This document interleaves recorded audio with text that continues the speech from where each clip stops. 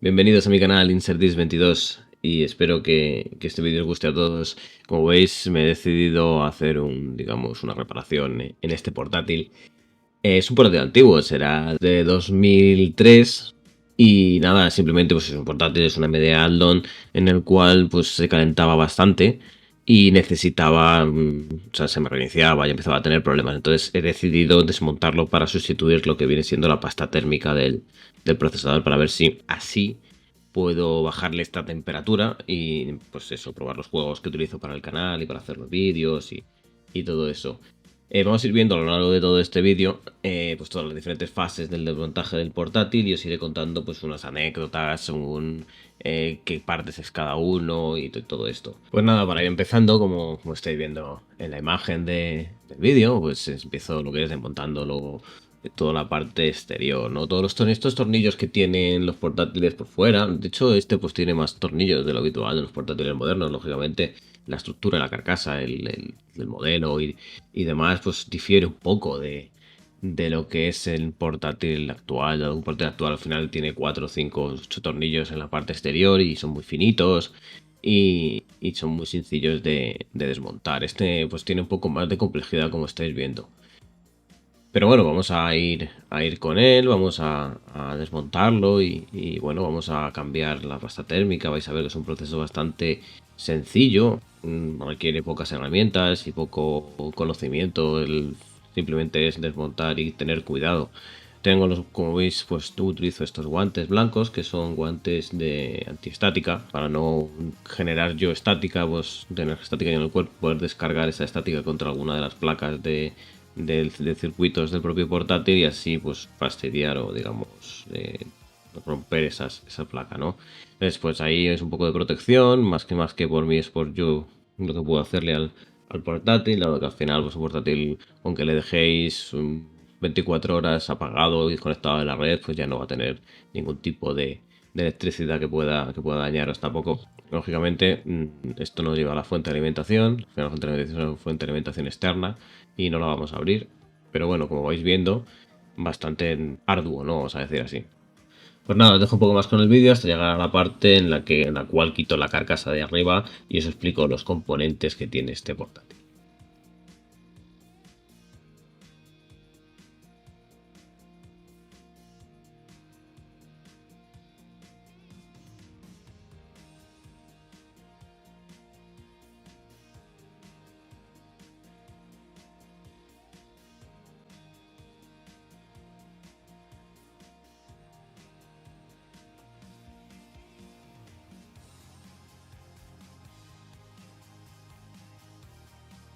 Y ahora que ya hemos desmontado la carcasa de arriba, y podemos ver ese hardware, ¿no? Donde queda destacar la unidad de CD, que vemos ahí con la flecha que la estoy marcando.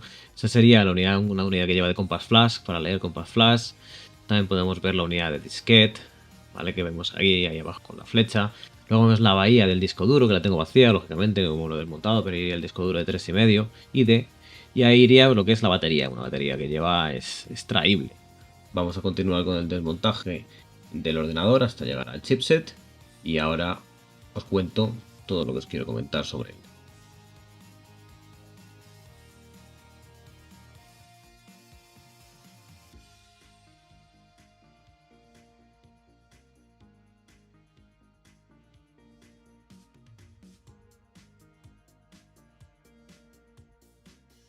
Una vez que hemos conseguido destapar ese chipset, ¿vale? Ese chipset VIA KN266, podemos ver que está refrigerado por una refrigeración pasiva con thermal pads pegados a los disipadores, a radiadores pequeñitos, ¿no? Que son probablemente de aluminio y que están en este buen estado de conservación, bastante limpios, por cierto. Como veis, pues ya vamos quitando lo que es el ventilador y ahora el disipador. Estos elementos ya los he extraído de la placa y vamos a empezar lo que es con la propia limpieza. Como veis, utilizo esta pasta térmica, la MX6 de Arctic y el alcohol isopropílico, ¿vale? Para poder retirar esa pasta térmica antigua. A mí me gusta mucho esta pasta térmica que voy a utilizar, la Arctic MX6, porque es una pasta térmica bastante buena, fácil de echar y tiene digamos, un rendimiento calidad-precio bastante bueno. Dime en comentarios qué pasta térmica utilizáis vosotros y si realmente he hecho una buena elección para este portátil. También, pues como veis, utilizo estos bastoncillos de los oídos para pues, aplicar esta pasta térmica, limpiar un poco. Como veis, está muy reseca esta pasta térmica y me cuesta bastante retirarla, ¿vale? Tengo que aplicar múltiples ocasiones este alcohol isopropílico y utilizar pues una servilleta, un papel higiénico para retirarlo, ¿vale? Y vamos, como veis aquí, pues cuesta bastante. Os dejo con el vídeo, como vais viendo todo este tipo de reparación, que como veis es muy sencilla. Y ahora continúo con la explicación. Me gustaría hablaros un poco más en detalle sobre este chipset que lleva el KN266, un poco más de historia y un poco más de contexto sobre este chip.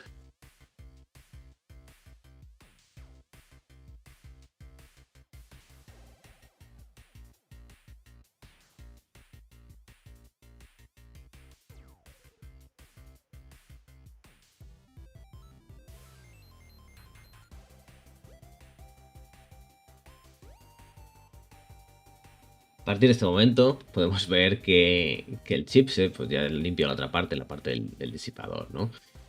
Y en esta parte del disipador, como veis, se quita bastante fácil. Hago bastantes aplicaciones para dejarlo más o menos limpio y así poder echarle la nueva pasta térmica.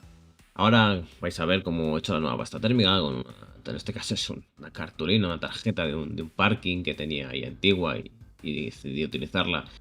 Pero bueno, lo que me gustaría ahora es que me contaseis vosotros cómo veis esta aplicación de la pasta térmica.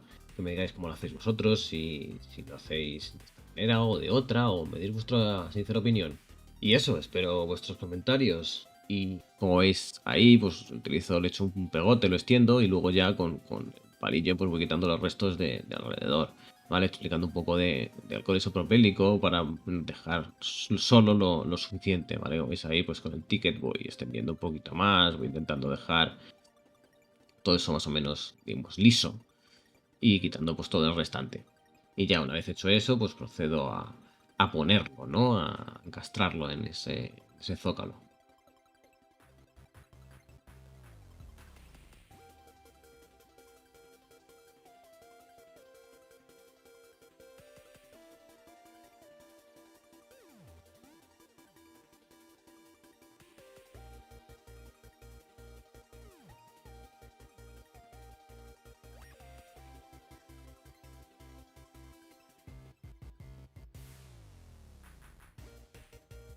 Vamos a centrarnos un poco más en el chipset y os voy a contar un poco de historia sobre él, ¿vale? ¿Qué vale y todo esto?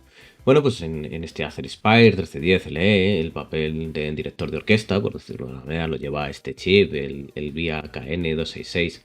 Es un chip pensado específicamente para procesadores AMD Aldo XP M y Duron para móviles, ¿no? Que es justo el que lleva este portátil, al final es una AMD Aldo XP M.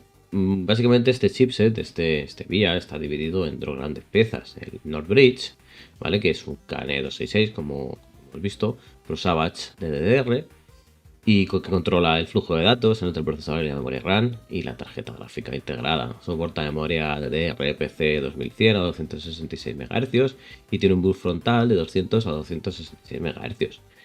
Aquí es donde el VIA había decidido integrar algo clave, un procesador gráfico propio, el S3 Pro Savage 8.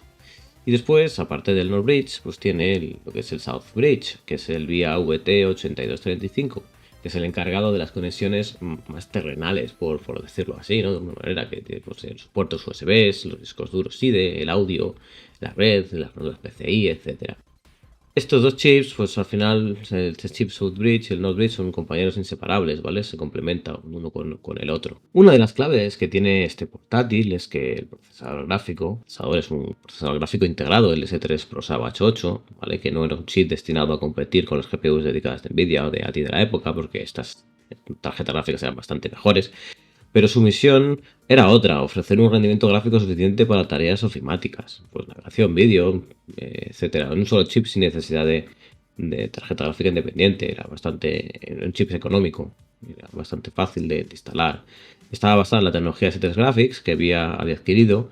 No tenía memoria propia, por ejemplo, utilizaba memoria compartida del sistema.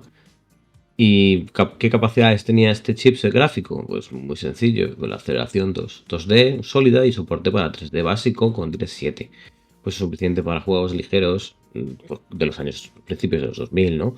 Como el Age of Empires 2 o el Quake 2, ¿vale? Pero muy limitado ya para títulos de esa época, del Real Tournament 2003, por ejemplo, que salió cuando salió este portátil, pues ya era bastante superior de prestaciones a lo que podía dar este chipset gráfico. Y una ventaja clave que tenía este chipset en referencia a otros como de ATI o de Nvidia es que pues, la reducción de su consumo y su coste. Al final consumía muy poca energía, esto era muy bueno para la época, dado que las baterías no estaban tan desarrolladas como hoy en día. Y un muy bajo coste. Este era un portátil de gama media, diría yo, no es un portátil de gama alta. Entonces, pues tenía que ser un portátil económico. Tener en cuenta que los precios de los 2000 en portátiles no son los mismos que ahora. Un portátil de los 2000 podía valer pues, a lo mejor 2 o 3 mil euros. Era algo bastante novedoso y algo bastante de nicho para aquella época. Y bueno, esto es un poco el resumen, ¿no? Lo que viene siendo el procesador gráfico que va integrado en este chipset vía KN266.